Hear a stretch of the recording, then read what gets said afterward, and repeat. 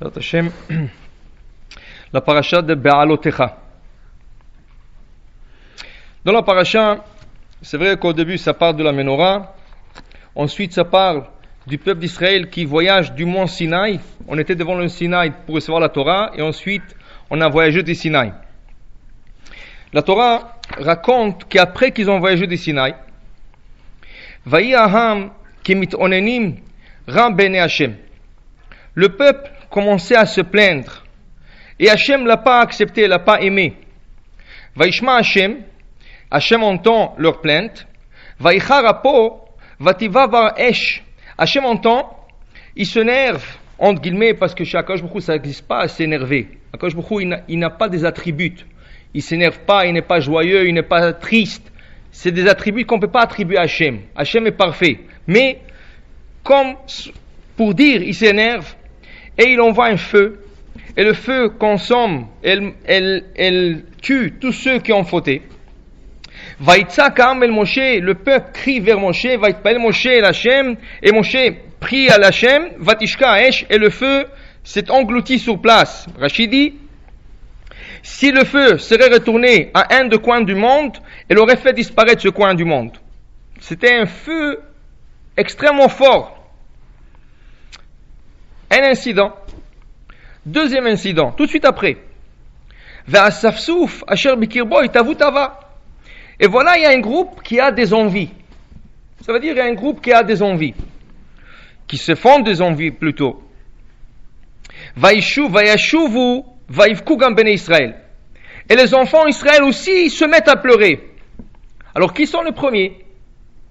Si on dit les enfants d'Israël aussi, alors qui sont les premiers? Dit Rashi, Va'asafsouf, Elu Erev Rav. Le Erev Rav, c'est tous les gens qui voulaient les Égyptiens plutôt, qui se sont convertis en sortant de l'Égypte. Vous savez que quand on est sorti de l'Égypte, il y avait beaucoup des Égyptiens de la peur qu'ils avaient, ils voulaient se convertir. Et Moshe Rabbeinu les a acceptés, et Akadosh Baruch Hu les a rejetés. Il ne voulait pas qu'ils se convertissent, parce que ce n'était pas une vraie conversion. Et ce qui arrive, Moshe, il plaide, il demande, Akadosh Baruch Hu, il dit, tu sais quoi Moshe, tu as vraiment envie de prendre se convertir, prends-leur. Mais tu vas voir qu'est-ce qui va t'arriver. Et à chaque fois, dans le désert, il y avait des problèmes avec ces gens. Et on les appelle Erev Rav. Ceux qui ont fait le veau d'or, ceux qui vont se plaindre, ceux qui vont... Mais le problème, c'est pas qu'ils se plaignent, ils causent aux enfants d'Israël qui sont purs de se plaindre. Alors le Asafsouf, ils se sont fait des envies. Vayashuv ou vaivku gam bnei Israël. Et ils font pleurer aussi les enfants d'Israël qui sont purs. Vayomru, et là les enfants d'Israël disent, Mia achilenu basar. On a envie de manger de la viande. Le désir et qu'ils veulent maintenant, c'est manger de la viande. Rachid dit, Vichilo elam basar. Est-ce qu'il leur manquait de la viande? On a envie de manger de la viande. C'est comme s'ils mangeaient de l'étage du matin au soir. Est-ce qu'ils n'avaient pas de la viande? Dit Rachid, Valok var neemar. Il n'y avait pas un nombre, on ne pouvait plus compter le bétail qu'ils avaient. Le mouton, le gros bétail, le menu bétail, tout ce qu'ils avaient. Alors quelle viande tu voulais? Tu as envie d'un steak? Mais tu as tellement de moutons. Prends un mouton, égorge-le, mange. Fais manger toute ta famille. Tu as envie d'un gros steak? Prends une vache. Prends un taureau. C'est pas ce qui manquait. Rachid dit, c'est pas que ça qui manquait. Vim Tomar, ici, Rachid dit, peut-être tu vas me dire, peut-être ils ont tout mangé déjà en route. Alors c'est pas possible, dit Rachid, parce qu'il est écrit que quand ils sont rentrés en Israël, juste avant de rentrer en Israël, il y a deux tribus qui s'approchent vers Moshe Rabbeinu, Bnei Gad ou Bnei Reuven, et ils demandent de ne pas traverser le Jourdain parce qu'ils ont tellement de bétail que la terre d'Israël ne va pas suffire pour leur bétail. Alors ils ont tellement... Qu'est-ce qu'ils demandent? Pourquoi ils demandent de la viande? C'est quoi cette histoire de demander la viande? Il continue à se plaindre. Zacharnu et adaga asher nochal b'mitzrayim chinam. On se rappelle de ce poisson qu'on mangeait gratuitement en Égypte. En Égypte, il y avait de bons poissons. Il y avait là-bas le Nil. On pouvait aller pêcher, on pouvait prendre des poissons, griller le poisson, frire le poisson, cuire le poisson. Et là, on est dans un désert, il n'y a pas de poisson. Et on a envie de manger un poisson. Et ils disent, le poisson qu'on mangeait gratuitement. Rachid dit, qu'est-ce que ça veut dire gratuitement? Im tomar, shamitzrim notnen lahem dagim chinam. Si tu veux dire qu'ils mangeaient en Égypte des poissons que les Égyptiens leur ont nourris et leur ont donné gratuitement, dit Rachid, alors même teven lohem notnim lahem, même de la paille ils leur ont pas donné pour faire des briques. Est-ce qu'ils vont leur donner des poissons? Alors qu'est-ce que c'est poissons gratuits? Qui c'est qui leur a donné des poissons gratuits? Dit Rashi au nom de Sifri, Rabbi Shimon Bar Yochai, Chinam mina mitzvot. Tu sais, avant, quand on mangeait le poisson, on n'avait pas de mitzvot. Des écailles, des nageoires, poisson kasher, poisson non kasher. Il faut faire bracha shakol. On n'avait pas tout ça. Maintenant, il y a des restrictions. Avant, c'était gratuit. Ça veut dire qu'il n'y avait pas des obligations. Tout était ouvert, tout était clair. On n'avait pas besoin de tout ça. Et maintenant, tu nous as obligés avec la Torah, parce que n'oubliez pas, on parle tout de suite après le don de la Torah. Il quitte le Sinaï, c'est là le plainte commence. Après, il se plaint. On se rappelle encore, ils disent, et à Kishouim. Rachid l'écrit en français, qu'est-ce que c'est Kishouim? Des concombres. On se rappelle en Égypte, il y avait des bons concombres. Mais dans le désert, il n'y a pas de concombres. On a envie de manger des concombres. Et après, Veta Avatichim. On se rappelle de ce Avatichim. Rachid dit boudkes. Je ne sais pas qu'est-ce que c'est boudkes, mais ça doit être un légume, un certain légume. Ensuite, ils disent, et à Khatsir. On se rappelle, Rachid dit, des poireaux. Ils mangeaient des poireaux en Égypte. Betsalim, ils mangeaient des oignons. C'est ça? Qu'est-ce que c'est une salade sans oignons, sans poireaux? C'est pas une salade. Alors maintenant, ils ont des envies. Alors, l'envie, c'est de manger des concombres, de poireaux, de toutes sortes de choses. Et ils disent, Vetashumim, qui c'est qui peut oublier les ail? L'ail? Est-ce que tu peux cuisiner le poisson marocain sans de l'ail? Tu ne peux pas faire le poisson marocain sans de l'ail. Et tout ça, ils ont envie. Ve'ata, et maintenant, nafshenu yevesha. Notre âme est sec, comme pour dire, en kol, on n'a rien ici. Bilti la man enenu, tout ce qu'on mange dans le désert, c'est la manne. La manne le matin, la manne le soir. C'est tout ce qu'il y a, la manne.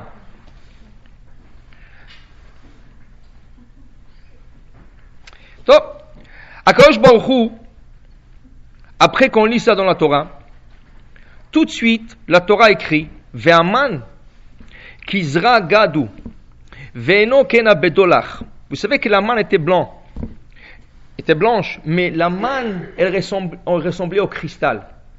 Prenez un cristal et mettez-le au soleil. Ça fait comme des rayons. C'est ça la manne. Kena Bedolach, Rachidi, c'est comme le cristal. Ça émettait de la lumière. C'était beau à voir. La manne, c'était très beau à voir. Et ensuite, il dit, et la manne, on pouvait moudre, on pouvait cuire, on pouvait frire, on pouvait tout faire.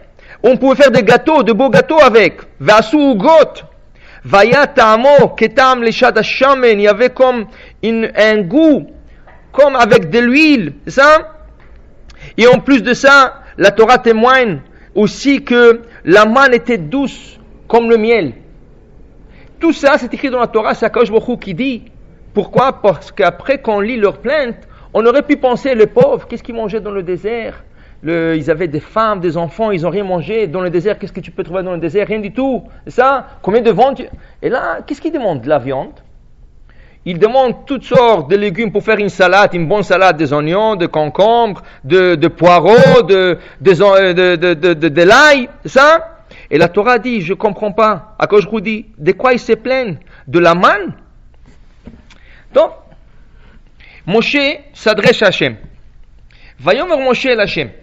Moshe dit à l'Éternel, la mareot alavdecha, pourquoi tu m'as fait du mal? Mais non, qui c'est qui doit encaisser tout ça? C'est Moshe. Qui c'est qui est en face du peuple? Qui c'est qui est taquiné toute la journée? C'est Moshe. Tout le monde se plaint envers Moshe. Et Moshe se dit, Vayomer Moshe el Hachem, la mareot alavdecha, lama lo matzati chen benecha, pourquoi je n'ai pas trouvé grâce à vos yeux, Hachem? La soum et kol masa amazé alay. Maintenant, c'est moi qui dois supporter et charger tout ce peuple sur moi. Et anochi harit et kol amazé. Est-ce que c'est moi qui ai accouché ce peuple? Pourquoi moi je dois encaisser pour tout? Est-ce que moi qui ai accouché ça? Si je suis le père ou la mère de ce peuple, oui, un parent est responsable pour son enfant. Il doit s'occuper de lui, de le nourrir, de le vêtir, de s'occuper de son étude. Mais moi, je n'ai pas accouché ce peuple. Alors pourquoi moi je dois encaisser toutes ces plaintes? Il dit, mon cher Rabbeinu, est-ce que, d'abord il dit, mais aïli bassar, d'où est-ce que je vais avoir d'abord de la viande? Qu'est-ce qu'il demande? De la viande. Comment est-ce que je peux nourrir 3 millions de personnes? Vous savez qu'est-ce que c'est donner de la viande pour 3 millions de personnes par repas? Rien qu'un souper de 3 millions de personnes. Combien de viande il faut? Dis mon cher Rabbeinu, mais aïn li basar le tête le cholam amazé. Et c'est pas pour un jour, c'est pas pour deux. Maintenant c'est, qui sait combien de temps ils vont rester là-bas? Et eux ils se plaignent, et ils pleurent, c'est ça? Tnalanu basar. Lo uchal anochi levadi laset et kolam amazé. Mon cher Rabbeinu il dit, ki kaved mimeni, c'est trop lourd pour moi. Je ne suis pas capable de prendre toutes ces charges sur moi. Vim kacha atoseli. Hachem, si tu as décidé ainsi, organina arog, c'est mieux de mourir. Je préfère de mourir et de ne pas prendre charge de tout ce peuple. Imana matzatichem benecha, ça c'est seulement si je trouve grâce à tes yeux. Valere barati, je ne veux pas avoir mon mal dans cette histoire. Vayomer Hachem el Moshe. Et Hachem il répond, mon cher Rabbeinu. Esfali shivim ish mizikne Israël. Tu sais quoi? Tu as raison. Tu ne veux pas prendre toute cette charge sur toi. C'est trop lourd pour toi. Va me chercher 70 sages, des hommes âgés, qui vont se partager la tâche avec toi. Et moi, dit Akadosh Baruch Hu, et comment il va les choisir? Asher yadata ki hem zikne ha'am veshotrav, velakachta otam velo al-moed, vitetsu shanmach. Tu vas prendre ceux qui étaient le magistrat en Égypte. Vous savez qu'est-ce que Paro il a fait? Paro était très smart. Vous savez, même un goy, s'il va tuer quelqu'un, à un certain moment, il va se sentir mal. Surtout s'il doit tuer, chaque jour, il doit tuer beaucoup de gens. À un certain point, ça, tu ne peux plus le voir. Vous savez, regardez, si on retourne dans l'histoire, 60 ans en arrière, si on retourne dans le camp de concentration, vous savez, Hitler, il marchait mot, il a dit, à un certain point, ces soldats, ils vont être dégoûtés de tuer tellement de juifs par jour. 6 millions ils ont tué, en l'espace de 3 ans. Alors qu'est-ce qu'il a fait? Il a fait que ce n'est pas ces soldats qui vont tuer, c'est des juifs qui vont se tuer entre eux. Alors qu'est-ce qu'il a nommé? Il a nommé des capots. Et les capots c'était qui? C'est des juifs. Ceux qui vont délater, ceux qui vont exécuter, ceux qui vont tout faire. Et les autres, ils vont rien que surveiller. Alors ils ne se sont pas salis les mains. Paro, il a fait la même chose. Qu'est-ce qu'il a fait? Il leur a donné une certaine quantité de briques à préparer. Si ce n'était pas prêt à la fin de la journée, il y avait un capot juif qui devrait frapper tous ceux qui n'ont pas préparé. Et le capot doit prendre le bébé et le noyer, ou le craser dans la brique. Alors, le shotrim, il y avait le magistrat, ils étaient tzadikim. Pourquoi? Le magistrat se donnait le dos. Quand l'Égyptien venait, il lui dit, pourquoi ils n'ont pas préparé le brique? Il faut que tu le frappes. Il dit, non, moi je ne le frappe pas. Tu veux me frapper? Tu me frappes à moi, mais je ne touche pas à mes frères juifs. Et le capot, c'est ce capot juif, qu'on appelle le shotrim, ils se sont donné le dos, et chaque fois c'est eux qui ont encaissé pour le reste du peuple qui n'arrivait pas à fournir la quantité de briques. Dit Akadosh Baruch Hu, c'est le moment de payer à ces capots, à ces magistrats juifs. C'est le moment de leur payer tout ce qu'ils ont reçu comme coup pour leurs frères juifs. Maintenant, tu vas choisir, ils sont 70, tu vas aller les choisir, et c'est eux qui vont partager la tâche avec toi. Ça veut dire qu'ils auront le mérite d'avoir la présence divine qui va jaillir sur eux une grande sagesse. Alors, mon cher Rabbeinu y va, et il choisit ces 70 personnes, et Akadosh Baruch Hu qui fait descendre comme un esprit de sagesse sur eux, et ils vont dorénavant aider Moshe Rabbeinu comme gérer. Moshe ça va être toujours la sommité en haut. Mais eux, ils vont aider à Moshe Rabbeinu à gérer le peuple. Maintenant, Akadosh Baruch Hu dit, va répondre à ce peuple qui m'a demandé de la viande. Ve'elam tomar, dis-leur, itkadeshu le machar, vous allez vous sanctifier. Allez-y prendre le mikvé. Allez-y vous sanctifier. Allez-y vous purifier. Allez-y vous préparer spirituellement. Pourquoi? Parce que je vais vous envoyer exactement qu'est-ce que vous avez demandé. Vous avez demandé de la viande, je vous envoie de la viande. Va'achaltem basar. Vous allez manger de la viande qui bechitem. Vous avez pleuré. Vous avez pleuré pour manger de la viande. J'ai écouté. Va'achaltem basar. Mais, lo yom echad, pas un jour. Lo yomaim, pas 2 jours. Lo chamisha yamim, pas 5 jours. Velo asara yamim, pas 10 jours. Il dit ici, velo isrim yom, et pas 20 jours. Ad chodesh yamim. Vous allez manger la viande matin et soir durant 30 jours. Le petit déjeuner avec de la viande et le souper avec de la viande. Mais, sachez une chose, à la fin de 30 jours, Ad asher yetze me'apechem, ça va vous sortir du nez. Après, vous allez plus pouvoir voir la viande. Mais vous avez demandé, je vais vous donner. Et Akadosh Baruch Hu, il fait exactement qu'est-ce qu'il promet, et il envoie un oiseau qui est très gras, qu'on appelle le selav, la caille. C'est ça? Et ce oiseau, elle remplit le camp d'Am Israël, et tout ce qu'ils vont faire, c'est ramasser. Au début, ils étaient contents, ils ramassaient pour manger, mais comme promis, ils vont mourir de cette viande. Il y a beaucoup qui sont morts.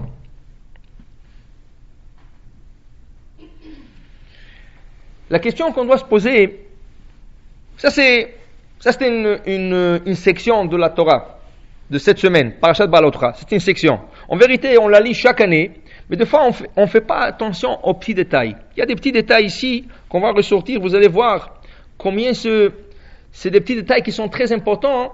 Et après, on doit se poser la question. Regardez. Alors, qu'est-ce qu'on a devant nous ici? Au début de cette histoire, il y a d'abord des gens qui sont pleins. C'est ça? Et ils ont pleuré. Et Hachem s'énerve. Il envoie un feu. Et ce feu, elle tue toutes ces personnes qui sont pleins. Et ce feu est tellement immense qu'il faut que le feu soit englouti de la terre. Ça, c'est la première histoire. Deuxième histoire, tout de suite après qu'ils ont vu qu'est-ce qui est arrivé, il y a le Asafsouf, ce gens de l'Égypte qui sont sortis, le non-juif qui sont sortis en Égypte, ils veulent se convertir. Moshe les accepte, et voilà, eux, ils commencent à pleurer. Et qu'est-ce qu'ils font?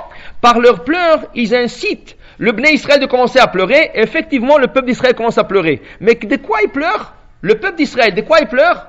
Donne-nous de la viande. On veut avoir de la viande. Et Rachid dit, quelle viande? Vous manquez de la viande? Il y a tellement de viande. De quoi vous parlez? Non, on veut de la viande, on veut de concombres, de poireaux, des oignons, toutes sortes de choses. Mon cher Rabbeinu dit, moi je ne suis pas capable d'aller contre tout ce peuple, je ne suis pas capable de nourrir. Hachem il dit, on va te prendre de l'aide. Il y a 70 sages qui vont venir t'aider. Et après, il leur donne de la viande comme ils ont demandé, la caille. La Gemara dit que ce oiseau qui s'appelait la caille, slave dans la Torah, s'appelait le selav, si tu le cuisinais, tu ne pouvais pas le mettre dans la bouche. C'était tellement gras, la graisse tombait de tous ces oiseaux.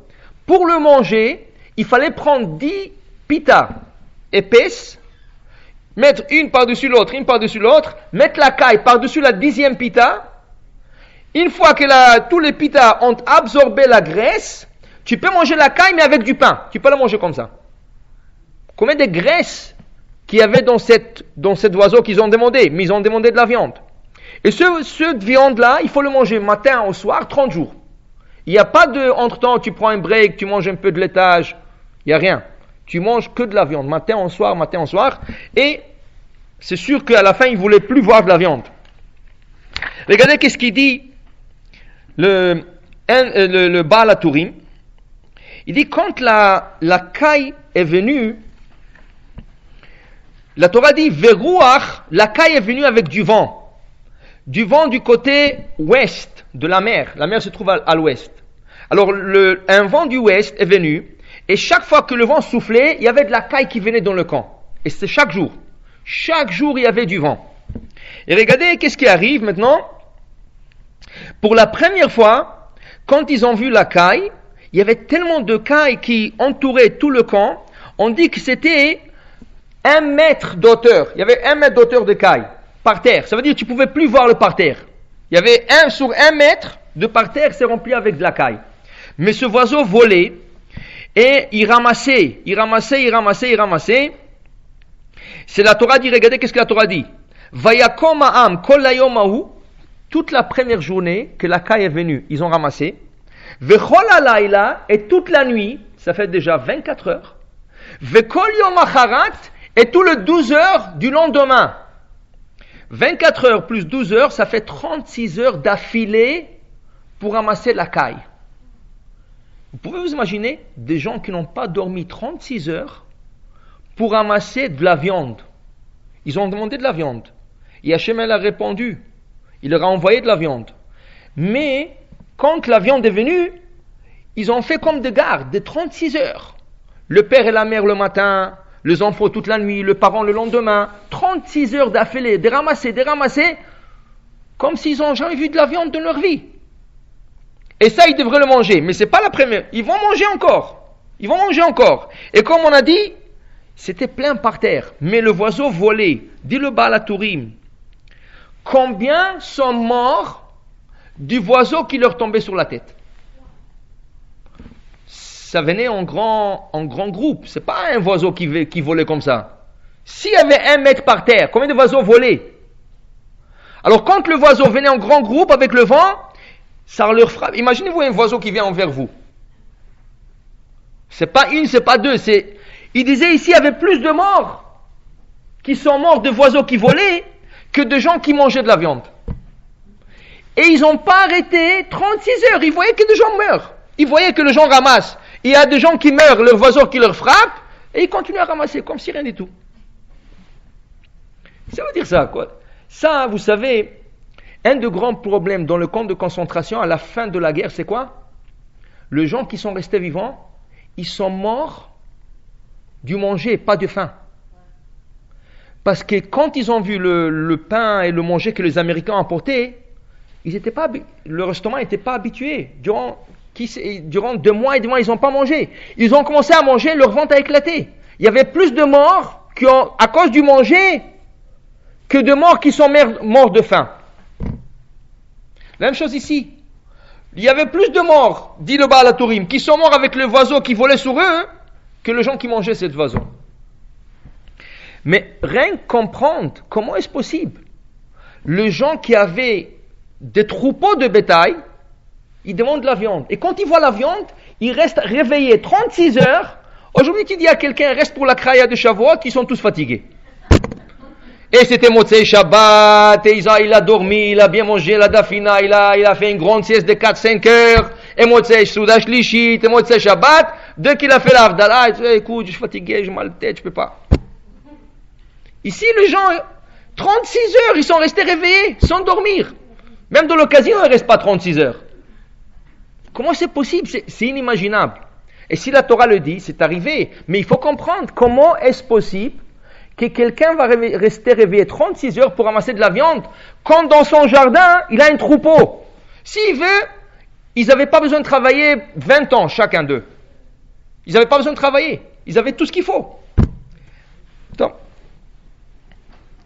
alors, on va expliquer. Comme on a commencé à expliquer ce que la Torah nous dit, c'est pas les Hébreux, les Juifs qui ont commencé à pleurer. Qui c'est qui les a incités? Qui c'est qui les a poussés? Erev Rav. Maintenant, les Juifs, pourquoi ils ont suivi? Les Bnei Israël, pourquoi ils ont suivi? C'est quoi l'intérêt de suivre? Alors regardez. Il y a dans le Midrash, il y a une anecdote. Le Midrash, il dit, une fois, il y a un villageois qui s'est marié avec une princesse qui était de la famille royale. Comment c'est arrivé? On ne sait pas. Tout est possible, on ne sait jamais. Vous savez que la fille du roi Salomon s'est mariée avec un mendiant qui n'avait rien.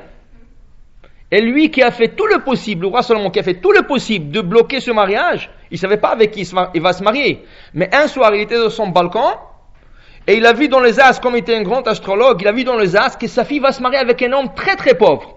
Il dit quoi? La fille du roi Salomon qui a tout l'argent du monde, elle va se marier avec un pauvre, c'est pas son kavod. Et elle s'est mariée à la fin. C'est arrivé à la fin. Alors le shidour, Un couple qui se met ensemble, on ne peut pas dire parce qu'elle est riche, il va marier un riche, ou parce qu'il est pauvre, il va marier... On ne sait jamais. On ne sait jamais. Alors le Midrash, il dit, voilà, un villageois qui s'est marié avec la princesse, la fille du roi. Maintenant, lui qui voulait faire plaisir à la princesse, chaque jour, il lui emmenait des cadeaux.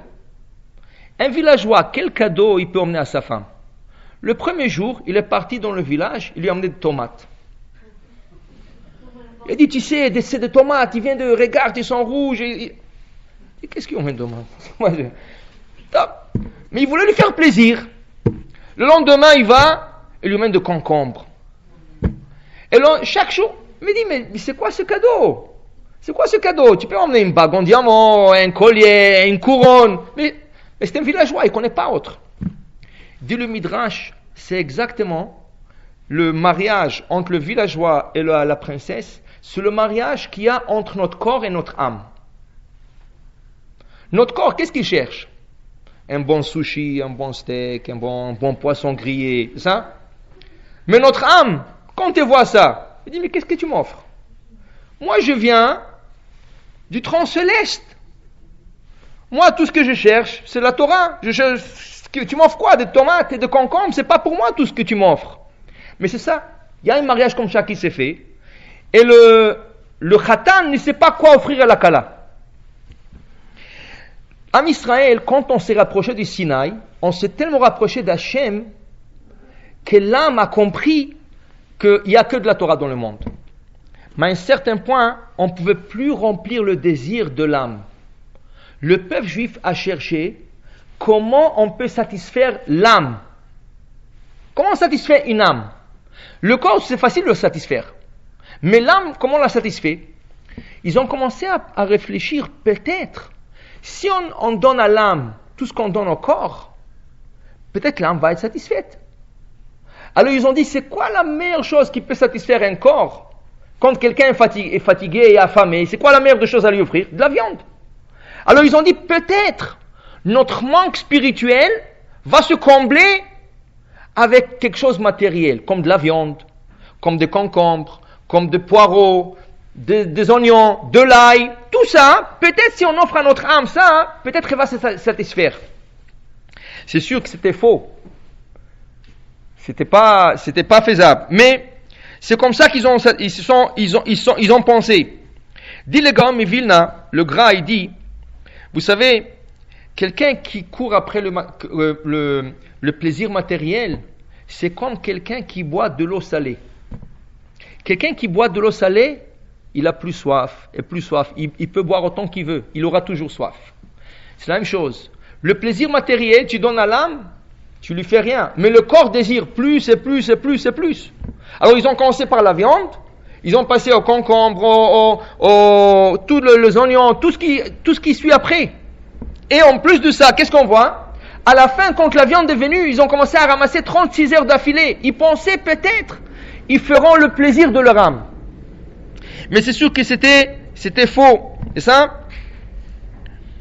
Alors, regardez, dans le Talmud, si on pense que peut-être, ça c'est la génération du Midbar, regardez dans le Talmud, quelques générations après, vous avez sûrement entendu du grand Alexandre. Le grand Alexandre, c'était un grand général d'armée, un roi, et ça il a conquis presque le monde en entier. Il était le plus riche et il avait le plus de pouvoir au monde. Un jour, il décide de prendre un voyage en Afrique dans des montagnes qu'on appelle Aré Achosher, les montagnes de l'obscurité. Pourquoi? Parce que dans ces montagnes-là, tu peux rien voir. Et c'était pas dans les époques où tu pouvais, même si tu allumais une allumette ou si tu allumais une bougie, tu pouvais pas voir. C'était une obscurité épaisse. Et on appelait ces montagnes-là les montagnes de l'obscurité. Mais lui qui était curieux, lui qui était partout dans le monde, il a dit, il faut que je passe par là-bas. Il a même demandé un conseil de sages d'Israël, comment traverser ces montagnes. Et le Chachamim, ils lui ont dit, tu sais qui c'est qui peut traverser les montagnes? C'est des ânes qui viennent de la Libye. Et la Gemara explique comment ils lui ont expliqué d'attacher des cordes, depuis le début du voyage jusqu'à la fin, d'attacher une corde dans l'autre, pour qu'il puisse revenir, parce qu'il peut se perdre en route. Et si tu te perds là-bas, tu ne peux plus revenir. Et il a traversé ces montagnes. Quand il a passé ces montagnes, il est rentré dans une grande jungle. Et qu'est-ce qu'il voit là-bas? Des grandes femmes, comme des Amazones. Et là, lui, la première chose, c'est un général d'armée, la première chose, c'est attaquer et tuer ces femmes. Il dit, hé, calme-toi, attends. On va t'expliquer quelque chose. Quoi que tu fasses, tu es perdant. Si tu gagnes cette guerre, qu'est-ce que le monde entier va parler de toi? C'est qu'est-ce qu'ils vont dire? Regarde celui-là, il n'avait rien à faire, il est parti se battre contre des femmes. Et si nous on va gagner, qu'est-ce qu'ils vont dire? L'homme le plus fort du monde à l'époque, il est tombé entre les mains des femmes. Alors quoi que tu fasses, tu es perdant. Alors il vaut mieux, tu te calmes. Et tu sais, on t'invite dans notre ville pour manger avec nous. On va souper ensemble, on va manger ensemble. Et comme ça, après, tu peux partir. Il a dit, vous avez raison. Ça fait du sens, qu'est-ce que vous dites. Alors il est parti avec elle, avec tous ses soldats, son armée. Ils sont assis, ils ont dressé tout de suite de grandes tables. Il ne manquait pas de légumes, des fruits, de la viande, tout. Et voilà le moment d'arriver à manger. Il y a des serviteurs qui viennent avec des plateaux. Et sur le plateau, il y a des miches en or. Comme des barres en or, mais en forme de miches, de pain. Alors il leur pose la question, vous mangez de l'or ici dans ce pays? Il dit non, c'est pas pour nous, c'est pour vous. Il dit, qu'est-ce que ça veut dire? Il dit, pourquoi tu es venu ici de l'autre côté du monde? Qu'est-ce qui t'est manqué là-bas où tu habites? Pourquoi tu es venu? Tu as traversé les montagnes de l'obscurité, de là où tu es toi, pour venir jusqu'ici. Qu'est-ce qui t'est manqué là-bas? Ça veut dire que tu cours après l'or. Mais tu es tellement riche, qu'est-ce qui te manque? Pourquoi tu es venu? Tu n'as pas assez de l'or chez toi? Tu n'as pas conquis assez de pays? Ça veut dire que toi, peut-être, tu manges de l'or. Alors voilà, on t'emmène des miches, mange. Si tu es capable de manger, mange. Il a compris un grand message qui lui ont dit les sages d'Israël. Avant de quitter, il a posé une question aux sages d'Israël. Dites-moi, qui est considéré comme un homme riche dans le monde? Et lui, la Gemara dit, il attendait la réponse. Alexandre le Grand, toi tu es l'homme le plus riche. Mais qu'est-ce que les sages lui ont répondu? Ezeu Ashir, c'est une question de nos maximes de père. Ezeu Ashir, Asameach Bechelko. C'est lui qui est satisfait avec sa part, c'est ça un riche. Pas celui qui court après de l'or toute la journée. Parce que tant que tu ramasses, tu n'es jamais satisfait. Si tu es satisfait avec ce que tu as, ça c'est la richesse. Là il a compris qu'est-ce qu'ils lui ont dit les sages d'Israël avant de quitter. Et lui s'est énervé contre eux. Il s'est énervé au point de même vouloir leur tuer. La Gemara dit, il voulait tuer les sages d'Israël à cause qu'ils lui ont dit à Sameach Bechelko, ils n'ont pas répondu comme il voulait lui. Et là il a compris. Elles ont raison. Il dit, vous avez parfaitement raison. Il a mangé, il s'est levé, il est parti. Dans son voyage de retour, il passe par un fleuve. Et ils avaient avec eux, le soldat, lui, ils avaient des poissons salés. Parce qu'en guerre, tu dois prendre quelque chose qui est préservé. Alors, il salait la viande, il salait des poissons. Et quand il est arrivé devant un fleuve, il voyait que l'eau de cette fleuve est douce. Alors, il a sorti des poissons salés. Il a commencé à rincer le poisson pour pouvoir le manger. Mais quand il a mis le poisson de la bouche, il y avait comme un parfum qui sortait des poissons. Il dit, d'où est-ce qui vient ce parfum? Alors, il a vu que le parfum vient de l'eau. Il a bu l'eau, il a vu que l'eau est parfumée. Il dit, c'est pas possible, il faut que je trouve la source de cette eau. Vous savez, si aujourd'hui ils vont trouver une source comme ça d'eau, ils vont devenir très, très riches. Alors il a commencé avec ses soldats à suivre le fleuve, contre courant à suivre le fleuve. Ils ont marché plusieurs jours. Un jour, ils arrivent devant une grande muraille, et sur la muraille, il est écrit en grand, Ze Ashar l'Adonai, Tzadikim Yavoubo. Ça, c'est une porte de l'Éternel. Mais que des tzadikim peuvent rentrer ici. Il dit, qu'est-ce que c'est ça? Il était très smart, il était très sage, parce qu'il connaissait la Torah d'Israël. Il a compris qu'il a trouvé les portes du jardin d'Éden terrestre. Vous savez qu'il y a 2 jardins d'Éden. Il y a le jardin d'Éden terrestre, il y a le jardin d'Éden céleste. Adam et Ève, où est-ce qu'ils ont vécu? Gan Eden Tarton. Ils n'ont pas vécu dans le ciel. Dans le ciel, c'est que des âmes qui montent au ciel. Mais sur terre, il y a le jardin d'Éden. Le problème, c'est que quand Adam et Ève ont fauté, Akadosh Baruch Hu a bloqué ce passage, et personne ne pouvait plus trouver ce passage. Mais lui, il avait la chance de le trouver. On va expliquer pourquoi Akadosh Baruch Hu lui a donné ce mérite. Alors il voulait rentrer, et il a dit, ouvrez-moi les portes. Il dit, non, mais est-ce que tu ne sais pas lire? Zeachar Lachem Tzadikim. Est-ce que toi tu es tzadik? Tu n'es même pas juif. Alors tu ne peux pas rentrer. Il dit, comment? Mais moi je suis Alexandre le Grand. Je veux rentrer. Il dit, tu ne peux pas. Il dit, vous savez quoi? Mais je suis arrivé déjà jusqu'ici. Donnez-moi quelque chose de là-bas. Donnez-moi un cadeau. Alors ils ont pris une balle, ils lui ont jeté la balle. Il dit, tiens, ça c'est pour toi. Et il a pris cette balle. Il a dit, cette balle, c'est sûr que c'est pas n'importe quoi. S'ils me l'ont donné du jardin de Éden, ça doit être quelque chose de précieux. Alors il a gardé avec lui et il a fait son chemin de retour. Le commentateur explique pourquoi il avait cette chance de trouver ces portes de jardin de Éden terrestre. Pourquoi? La raison est parce que quand il a eu le message de femme qu'on lui a expliqué que tu ne peux pas manger de l'or, et lui il a accepté le parole des sages d'Israël. Il dit, mais oui, les sages d'Israël ils ont raison. Tu ne peux pas manger de l'or et tu dois te satisfaire un jour.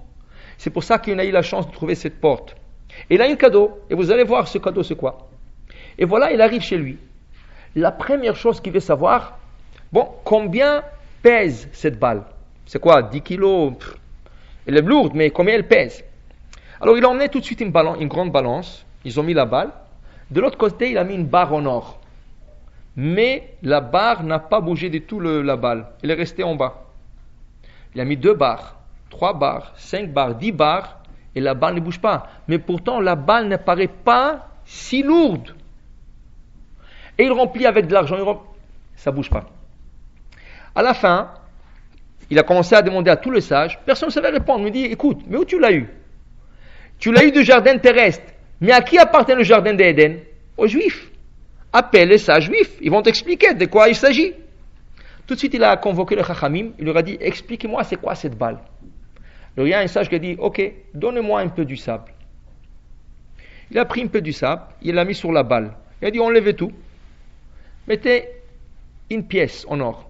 Pas une barre, une pièce en or. Sur l'autre côté, il a mis la pièce, tout de suite la balle est montée. Il dit, comment vous avez fait ça? Il dit, est-ce que vous savez c'est quoi cette balle? Il dit non. Il dit, ça c'est la balle qu'il y a dans l'œil. Ça? Et il lui a dit, vous savez, l'œil, plus qu'elle voit, plus qu'elle veut. Tu aurais pu mettre des tonnes et des tonnes de l'or de l'autre côté, ça ne serait pas suffisant pour cette balle qui est l'œil.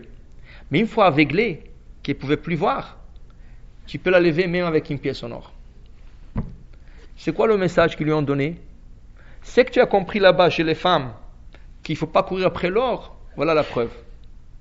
Du jardin Éden terrestre, ils lui ont donné la preuve que tu peux avoir autant de l'or que tu veux. Tu n'auras jamais assez. Si tu ne fermes pas tes yeux et tu es content avec ton sort, avec ce que tu as, tu voudras toujours plus. Ça c'est le corps. Ça c'est le corps.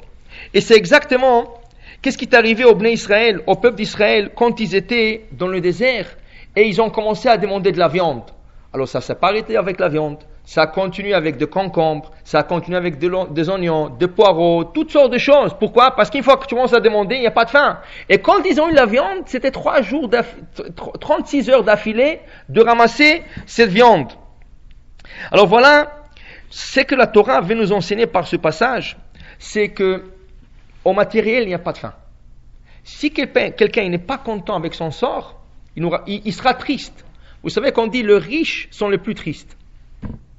Parce qu'ils ont tellement de soucis, ils veulent tellement l'avoir, ils ne sont jamais contents de ce qu'ils ont. Il y a le Rav Messas, Rabbi Yosef Messas, de Talmislan. Rabbi Yosef Messas, il raconte, il a trouvé une histoire écrite en arabe, il l'a traduit en hébreu. Et dans l'histoire, il y a un prince qui se dit, si le corps est composé d'un corps et d'une âme, quelle est la chose au monde qui peut satisfaire à la fois le corps et l'âme? Parce qu'il y a des choses qui peuvent satisfaire le corps, il y a des choses qui peuvent satisfaire l'âme, mais quelle est la chose qui peut satisfaire les deux ensemble? Alors ce prince-là, puisqu'il était très riche, il a commencé à dire, peut-être c'est le manger. Peut-être si je mange bien, je pourrais satisfaire mon corps et mon âme. J'aurais ce plaisir et dans le corps et dans l'âme. Alors son père, il manque pas de cuisinier, il lui a donné le meilleur cuisinier du monde. Et il a commencé à cuisiner. Mais chaque jour qu'il mangeait, plus qu'il mangeait, le lendemain il avait mal au ventre, il avait envie de vomir, le lendemain il pouvait plus manger. Elle dit le manger c'est bon pour le corps, mais c'est bon pour certains temps, mais après tu peux plus manger. Et je suis pas satisfait. Alors c'est pas le manger. Qu'est-ce qui peut satisfaire et le corps et l'âme? Il a dit peut-être c'est les habits.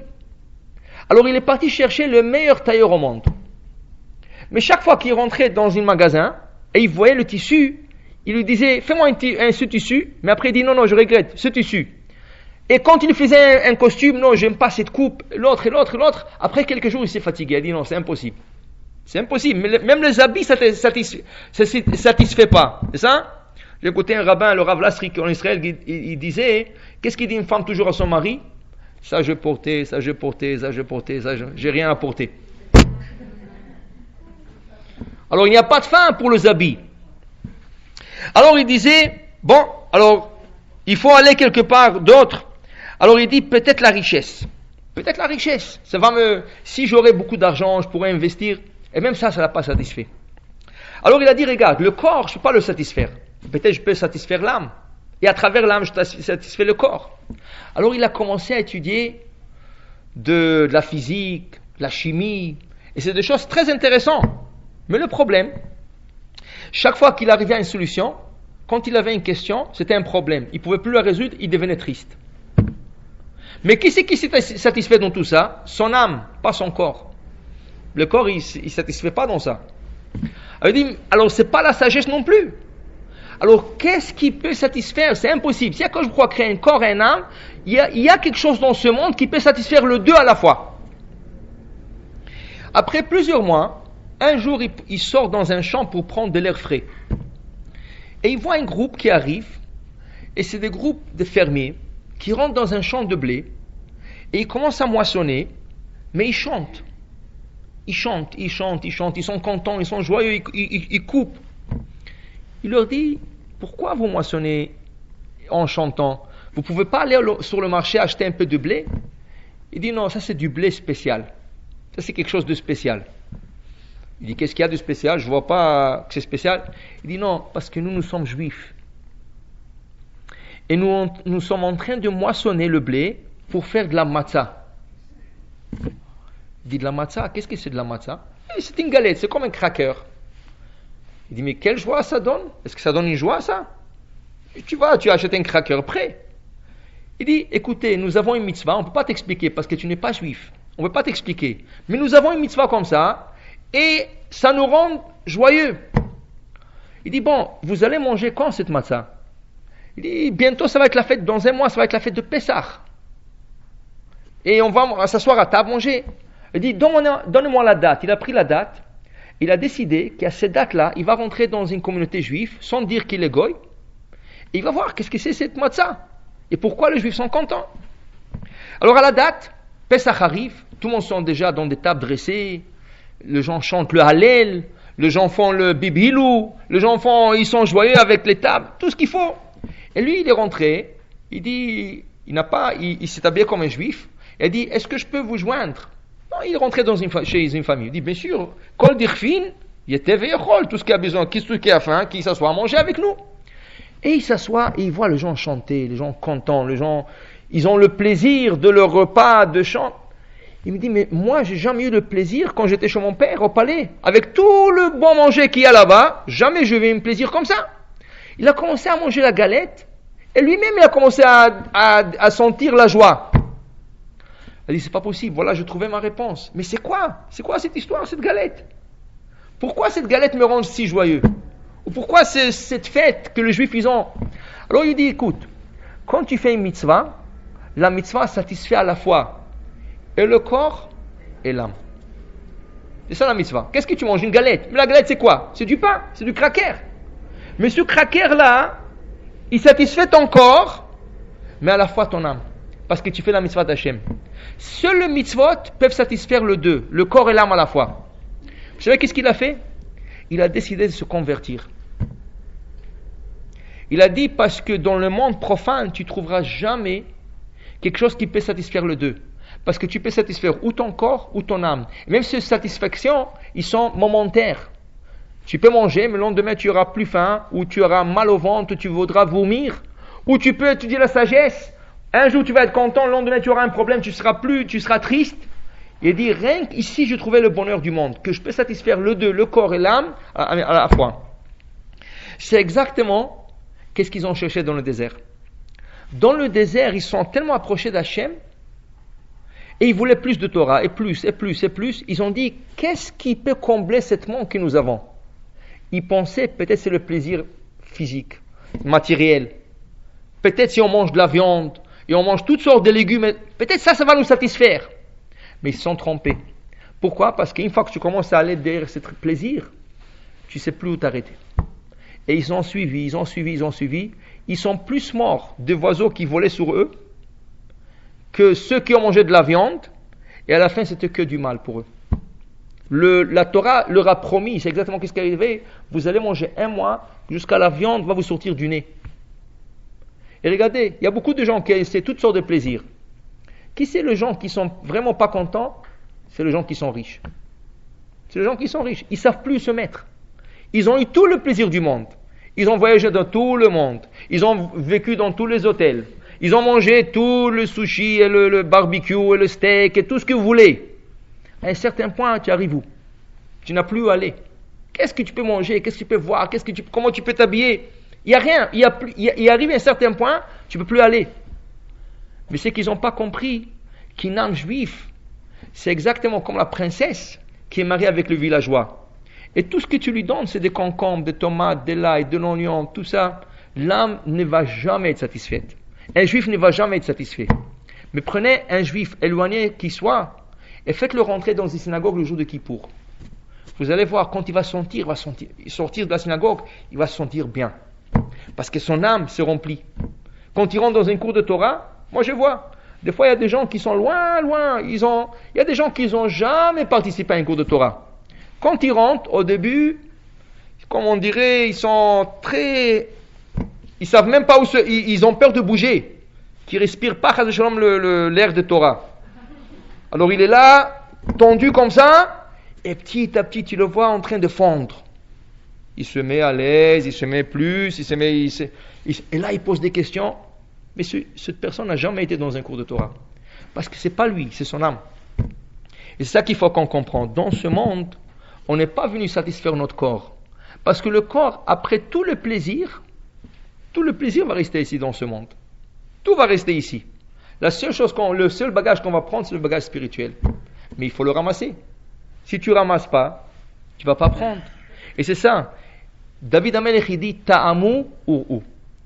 Si tu as jamais goûté de Torah, tu vas jamais comprendre. On est bien t'expliquer. Combien de fois on explique aux hommes, venez au cours de Torah, vous allez goûter, vous allez voir. Oui. Qu'est-ce que tu vas nous raconter déjà de la paracha ou Gemara, je comprends rien.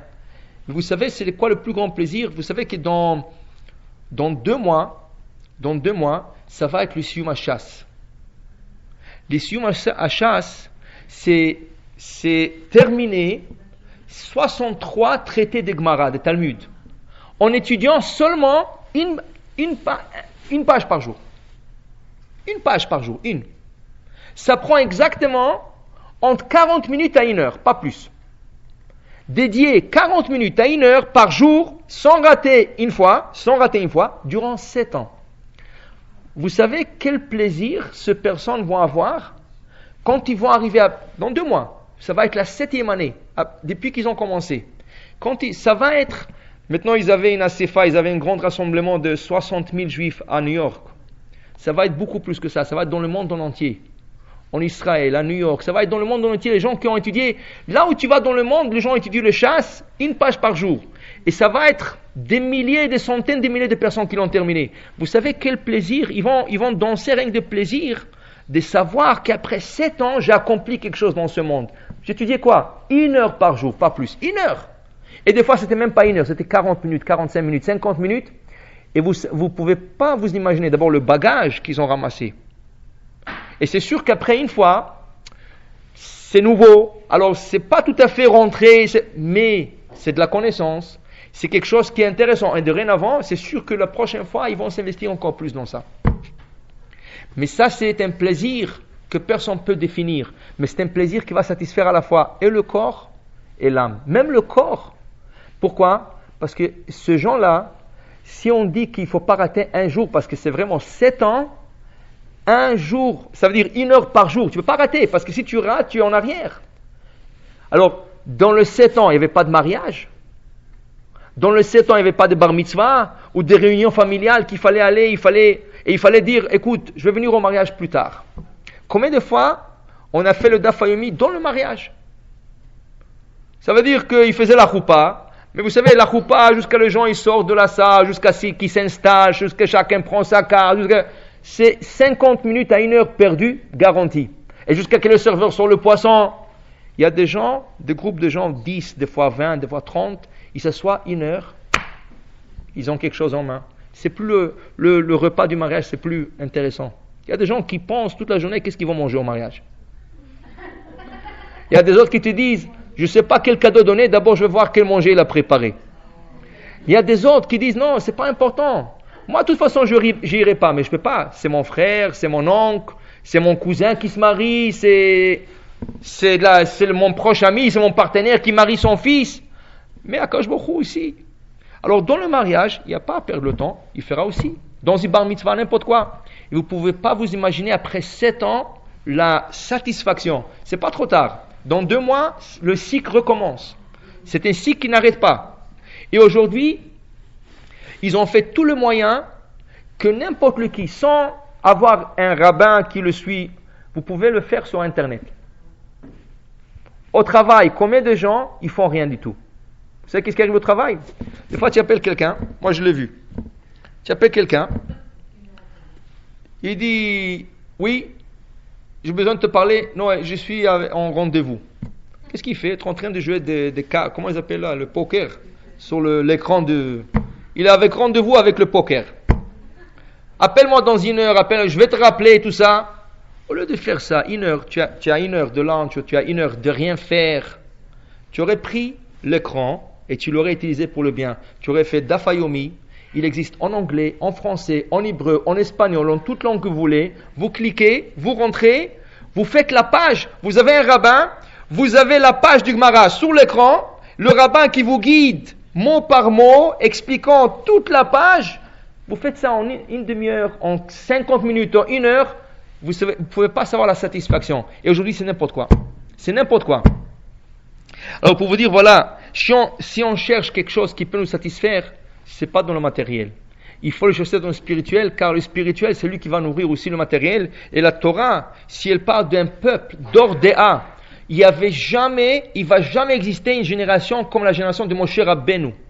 Parce qu'ils ont reçu la Torah sur Sinaï. Ils ont reçu directement de la Torah. C'est impossible d'avoir une génération comme ça. Et eux, ils sont tombés dans ce piège des Tzara d'aller demander de la viande. Alors combien nous devrons faire attention. Mais nous, quand on lit ça, on sait déjà de quoi il faut faire attention. Alors si on a intérêt, on doit s'investir en Torah. Et ceci s'applique aussi pour les femmes. Les hommes, ils ont le daf yomi, mais les femmes aussi. Elles peuvent faire des cours, elles peuvent faire la lecture de Tehillim. Il y a plein de choses que les femmes peuvent faire. Le plus important, c'est de ne pas perdre le temps. Le plus important, c'est s'investir dans le spirituel, pas dans le matériel. Les sorties, tout ça, c'est beau. Mais il y a aussi le temps pour la Torah. Et celui qui s'investit, il est garanti d'avoir le bonheur et le plaisir du monde.